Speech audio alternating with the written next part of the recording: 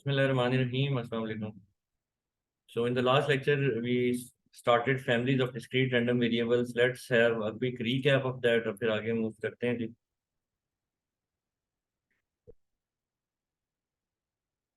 In the families of discrete random variables, we started off with this notion that in practical applications, certain families of random variables appear over and over again in many experiments.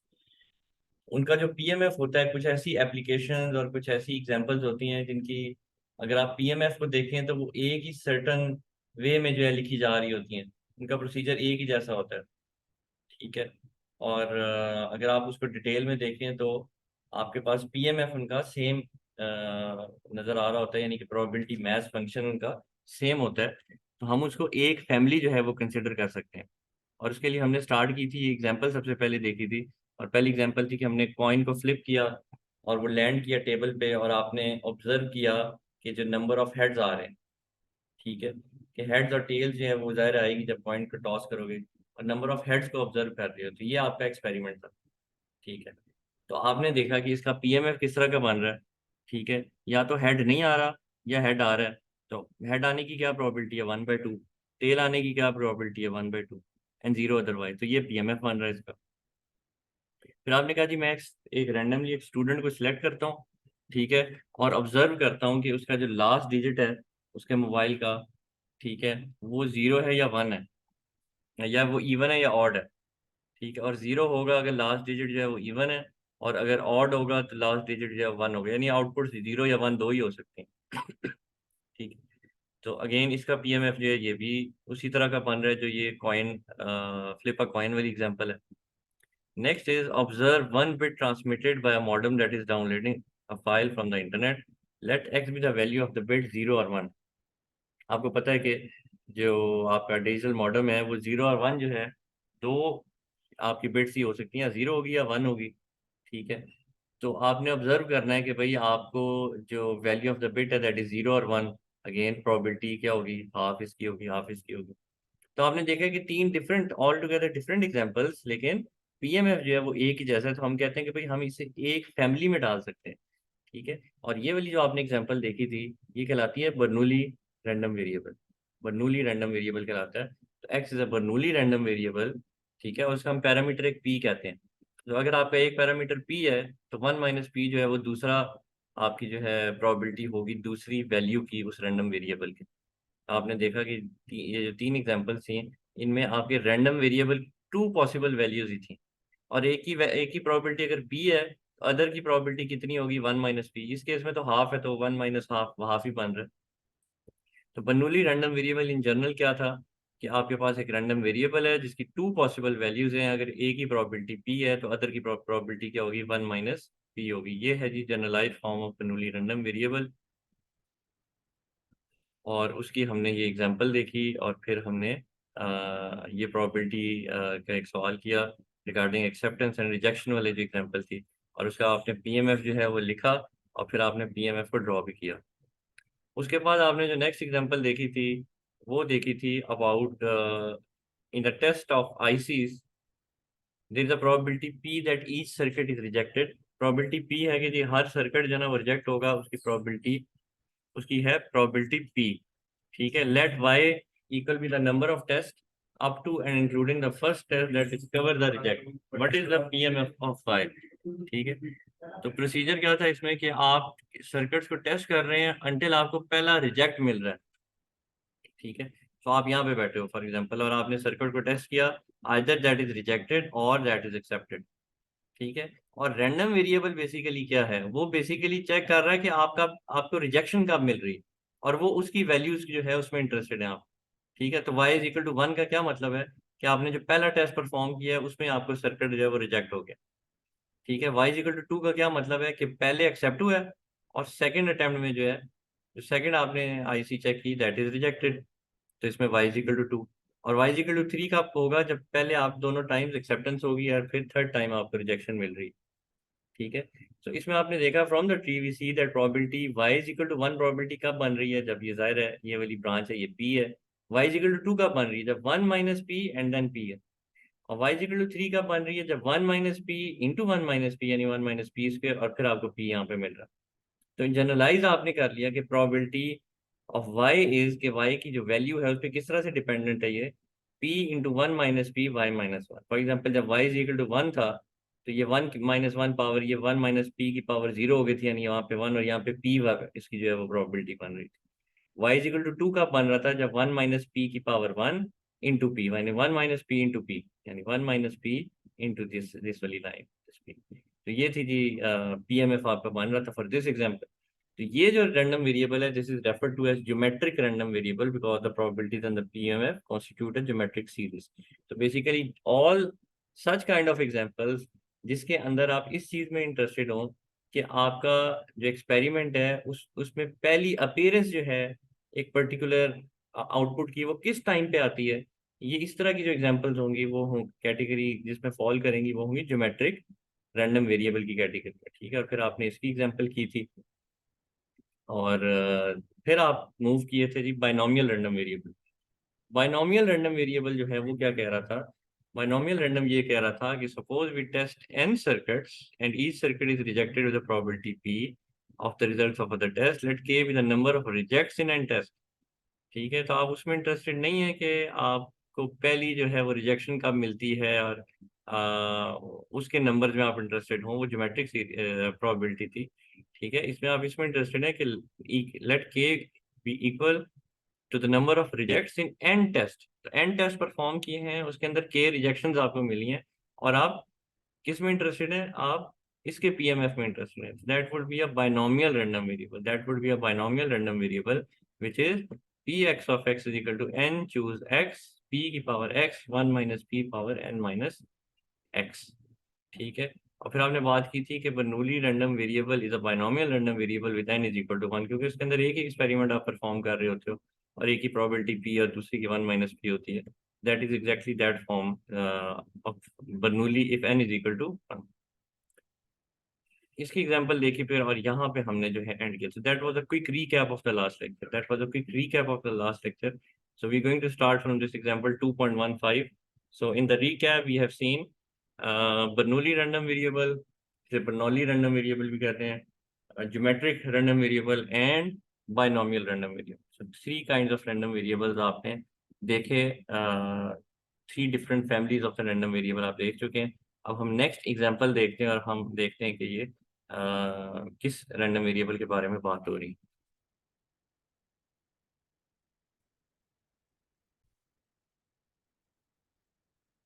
So the example is, suppose you test circuits until you find k rejects.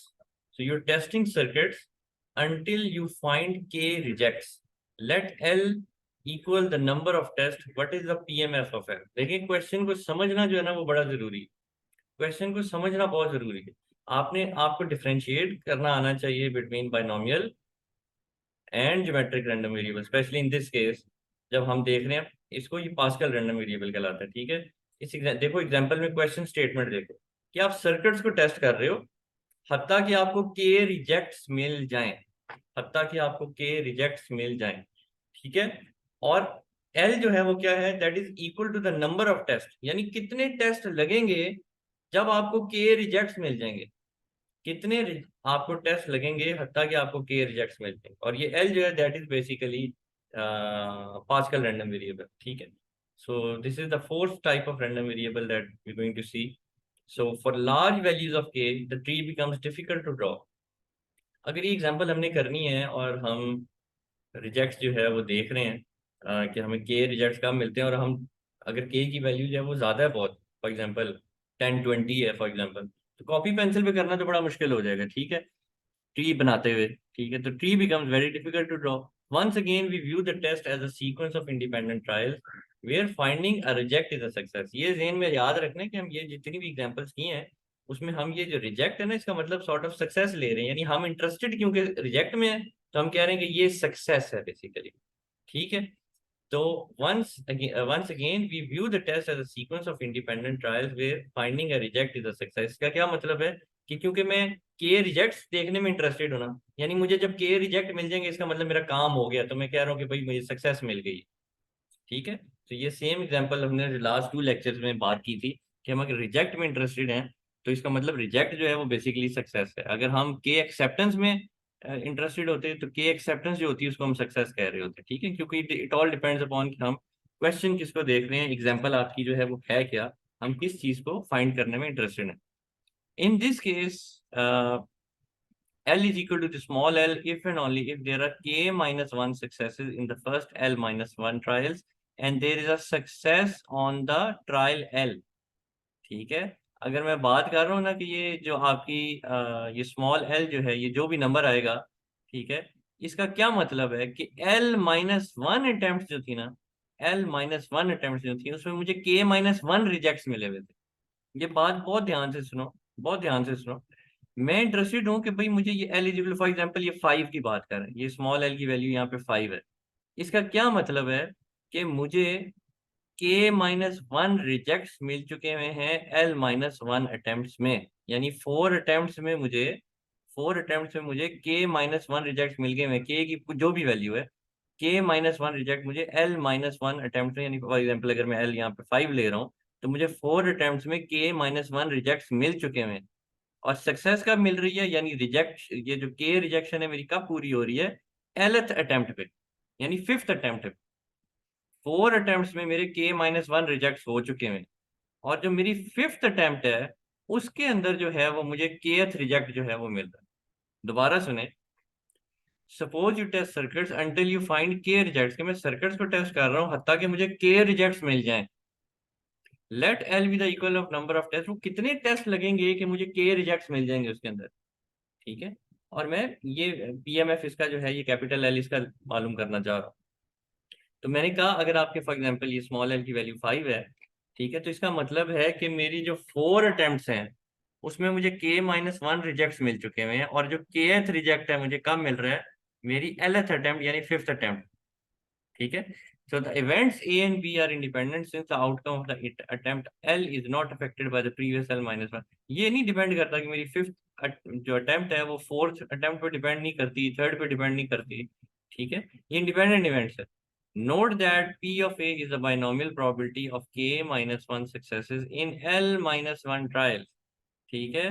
तो K minus one successes मिल रही हैं कितने में, L minus one trials में, ठीक है। तो ये देखो p की पावर में क्या आ रहा है, k माइनस वन, और वन माइनस पी की पावर में क्या आ रहा है, वन माइनस एल माइनस के minus one. Same formula binomial का, ये वही बाइनोमियल का फार्मूला है, एन चूज के में p की पावर में क्या आता है, ये x आता है, और वन माइनस पी की पावर में क्या आता है, n माइनस एक्स आता है, ठीक है। तो ये बाइनोमियल ही हम लगा रहे हैं यहाँ पे भी, एल माइनस वन के माइनस वन, यानी के माइनस वन सक्सेसेस मिल रही है ना एल माइनस वन अटेम्प्ट में। तो p की पावर में क्या आएगा, के माइनस वन, और वन माइनस पी की पावर में क्या आएगा, one minus L, one sorry L minus one minus K plus one, यानी कि ब्रैकेट में डाल दिया तो माइनस वन आ गया। तो सेम बाइनोमियल फार्मूला के भाई इतनी अटेम्प्ट्स में आपको, यानी एल माइनस वन अटेम्प्ट में के माइनस वन सक्सेसेस मिल गई हैं, ये उसका बाइनोमियल का वही सेम फार्मूला है, ठीक है। तो finally since probability of b is equal to b, so आप जब कहेंगे ना, ये इन दोनों अटेम्प्ट्स को जब आपने साथ देखना है तो पास्कल तो तभी बनेगा ना कि भाई एल माइनस वन सक्सेसेस के माइनस वन में आ गई, और एलथ अटेम्प्ट पे, यानी कि फॉर एग्जांपल अगर मैं एल इज इक्वल टू 5 ले रहा हूँ तो फिफ्थ अटेम्प्ट में मुझे जो है वो केथ रिजेक्शन जो है मिल गई, यानी मुझे सक्सेस मिल गई एलथ अटेम्प्ट पे, ठीक है। तो बेसिकली मैं यहाँ पे क्या मल्टीप्लाई कराऊंगा, basically I will multiply P here, ठीक है। तो जो पी की P into P power K minus one बनेगा, तो पी की power K minus one plus one, तो ये वन वन से कैंसिल हो जाएगा, पी की पावर के बन जाएगी, ठीक है। तो ये जो था इसके साथ आपने p को मल्टीप्लाई किया, तो ये k माइनस वन क्या बन गया, p की पावर k। अब ये जो चीज बनी है आपके पास, this is basically Pascal random variable, this is basically Pascal random variable, and Pascal random variable tells us what, कि how many attempts you will take in order to find k rejections, ठीक है। So all such kind of example will fall into the category of Pascal random variable, right. और जब हम इसको define करते हैं तो इसके दो पैरामीटर्स की बात कर रहे होते हैं, पास्कल के पी, ठीक है। और के पी क्यों, क्योंकि पी तो आपको चाहिए ना, प्रोबेबिलिटी, ठीक है, probability of this thing success on the Lth attempt, ठीक है, इसकी प्रोबेबिलिटी पी है, ठीक है।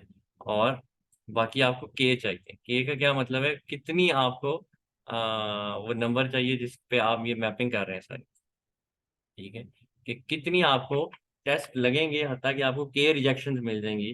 तो ये आपकी जो के नंबर ऑफ सक्सेसेस जो हैं वो कितनी अटेम्प्ट में मिलेंगी, वो जो के है वो भी ज़ाहिर है आपका डिफाइन होना चाहिए, that also is a parameter of that random variable. ठीक है, this is the PMF of that जो हमें हमने अभी देखा थोड़ी देर पहले।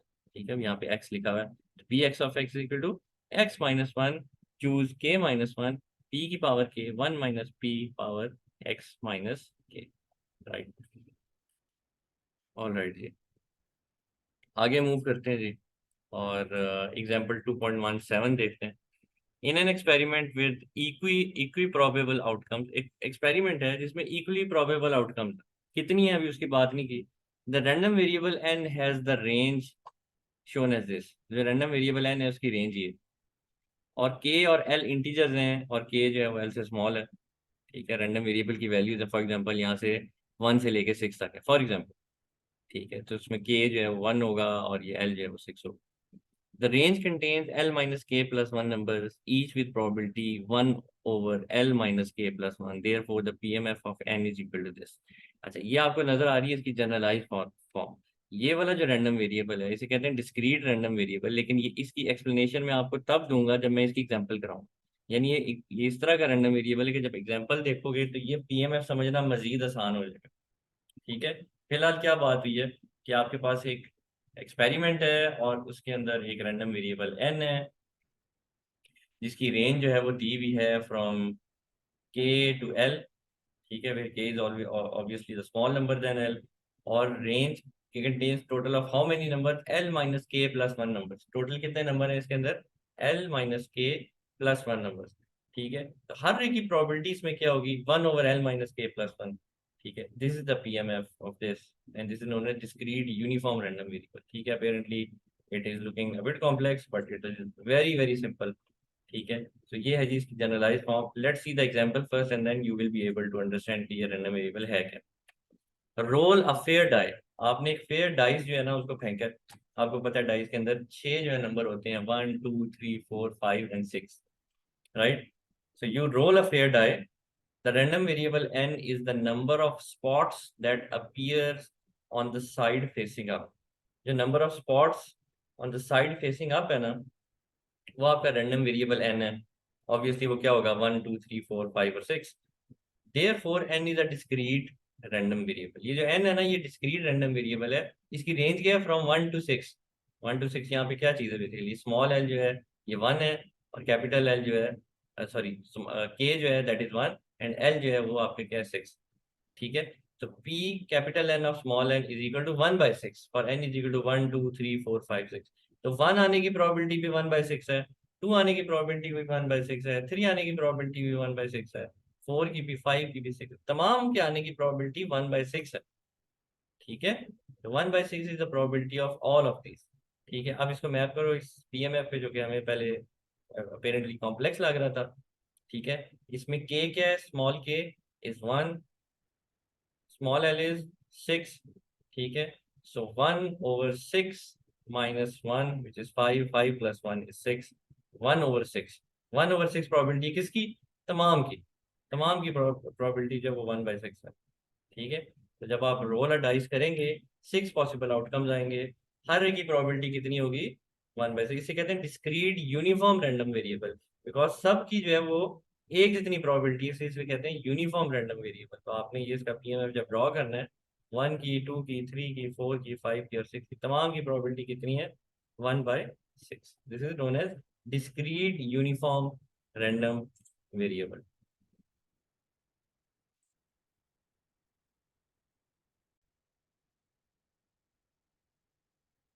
फिर नेक्स्ट है जी आपके पास Poisson random variable. Next is Poisson random variable, right? So x is a Poisson random variable if the PMF of x has a form shown as this. ठीक है, we are not going into the derivation of Poisson random variable, but that is how it looks like. The Poisson random variable has a PMF which looks something like this, और इसका parameter, Poisson random variable जो है उसका PMF जो है वो कुछ इस तरह से दिखाई देता है। ठीक है, और इसका पैरामीटर जो है वो एक ही है, alpha. Alpha is the only parameter of Poisson random variable. ठीक है, and its PMF looks something like this. We are not going into the derivation of this, ठीक है। To describe a Poisson random variable we will call the occurrence of the phenomena of interest and arrival. ठीक है। अभी Poisson random variable की जब ये बहुत important example अभी देखेंगे ना, तो ये चीजें इसके बारे में मजीद क्लियर होंगी। फिलहाल ये याद रखो कि पॉइसन रैंडम वेरिएबल का ये पीएमएफ है, और इसका एक पैरामीटर होता है अल्फा। एक पैरामीटर होता है उसका अल्फा। अच्छा, दूसरी क्या बात की कि occurrence of the phenomena of interest, इसके अंदर जो फिनोमिना ऑफ इंटरेस्ट है ना, हम उसे नेम देंगे arrival. A Poisson model often specifies an average rate, arrivals per second, and a time interval t seconds. In this time interval, the number of arrivals has a Poisson PMF with alpha is equal to lambda t.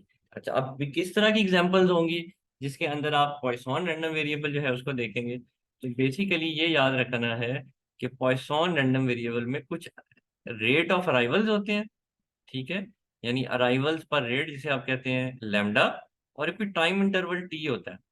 ठीक है। और हम interested होते हैं number of arrivals. ठीक है। Number of arrivals in a certain time period. For example, इस तरह की किसी एग्जांपल में, for example you are waiting at a bus station. ठीक है।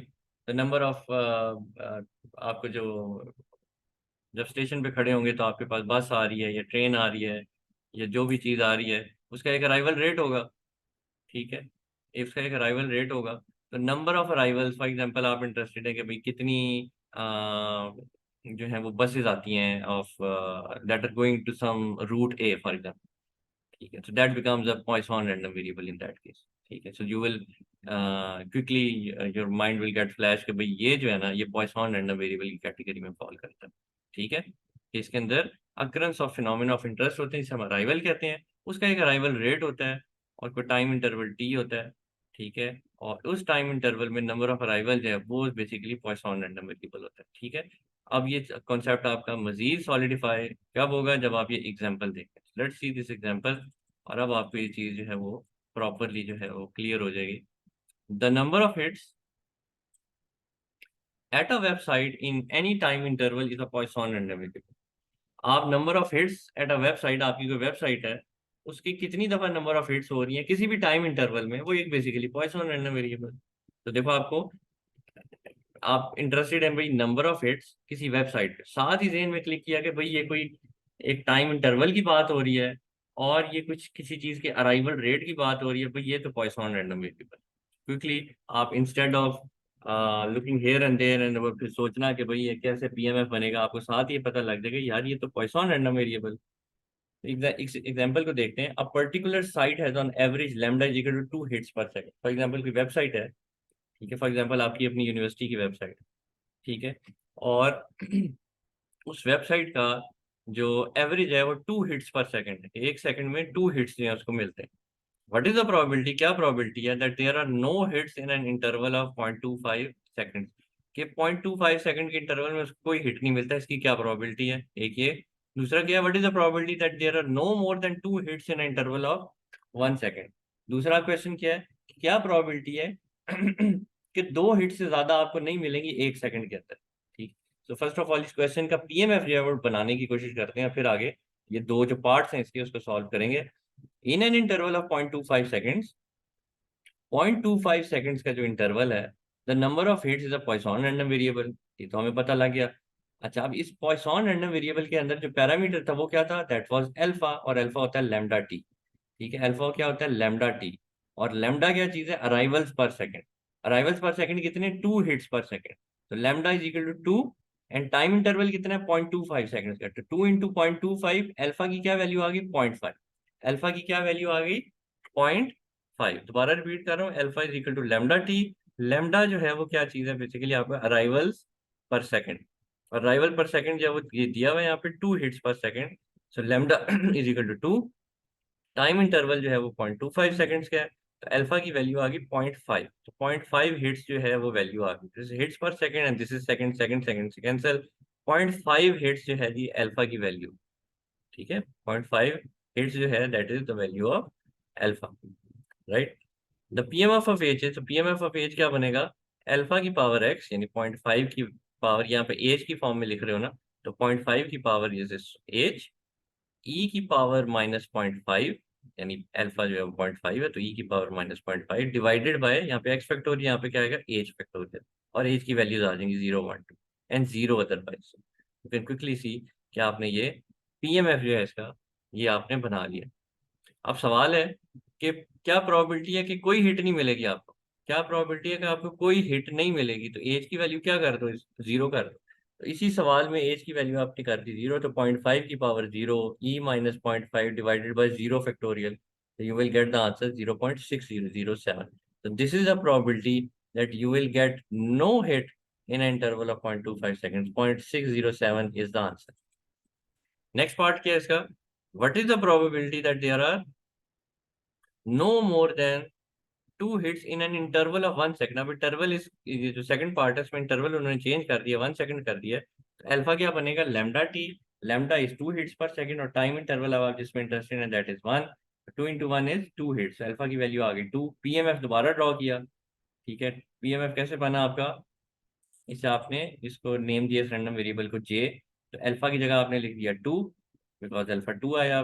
2 की power J E minus power alpha which is 2 divided by x factorial की जगह यहाँ पे आपने लिख दिया जे फैक्टोरियल। सबसे पहले आपने बना लिया यहाँ पे PMF, ठीक है। और क्वेश्चन था कि find the probability that there are no more than 2 hits in this interval. तो इसका मतलब नो मोर देन 2 हिट्स के 2 हिट से ज्यादा जो है ना इसके अंदर नहीं होनी चाहिए। तो क्या होगा, या 0 होंगी, या 1 होंगी, या 2 होंगी। 2 से ज्यादा ना होने का क्या मतलब है कि 0 भी हो सकती है, 1 भी हो सकती है, 2 भी हो सकती है। तो ये आ जाएगा PJ(0) plus PJ(1) plus PJ(2). तो 0 के लिए, 1 के लिए और 2 के लिए आपने वैल्यूज पुट की and you got this answer. This is the probability that you will get no more than 2 hits in an interval of 1 second. So very important example, and obviously it has solidified our concept of Poisson random variable.